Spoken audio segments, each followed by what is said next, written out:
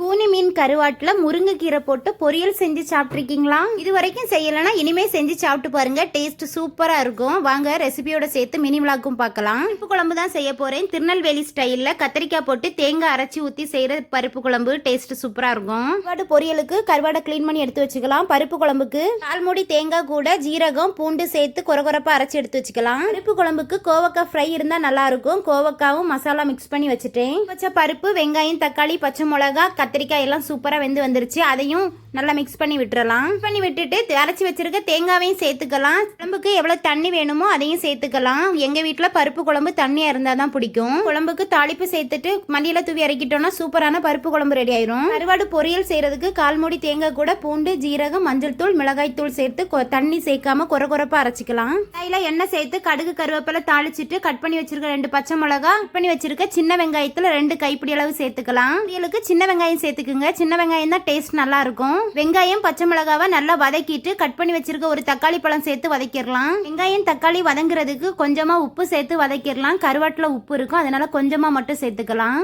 வெங்காயம் தக்காளி வதங்கினதும் அரைச்சி வச்சிருக்க தேங்காய் விழுதையும் சேர்த்து நல்லா ராஸ்மல் போகிற வரைக்கும் மிக்ஸ் பண்ணி விட்டுட்டு க்ளீன் பண்ணி வச்சிருக்க கருவாடையும் சேர்த்து நல்லா வதக்கி விட்டுறலாம். தேவைப்பட்டுச்சுன்னா கொஞ்சமாக தண்ணி தெளித்து வதக்கிக்கலாம். கொஞ்சமாக தண்ணி தெளித்து வதக்குறதுலேயே கருவாடு சூப்பராக வெந்துடும். ஃபைனலாக க்ளீன் பண்ணி வச்சிருக்க முருங்கைக்கீரை சேர்த்து நல்லா வதக்கி விட்டுட்டிங்கன்னா சூப்பரான டேஸ்ட்டில் கூனி மீன் கருவாடு பொரியல் ரெடி ஆயிரும். ஆனால் இந்த பொரியலை நீங்களும் செஞ்சு சாப்பிட்டு பார்த்துட்டு டேஸ்ட் எப்படி இருந்துச்சுன்னு எனக்கு கமெண்ட்ல சொல்லுங்க.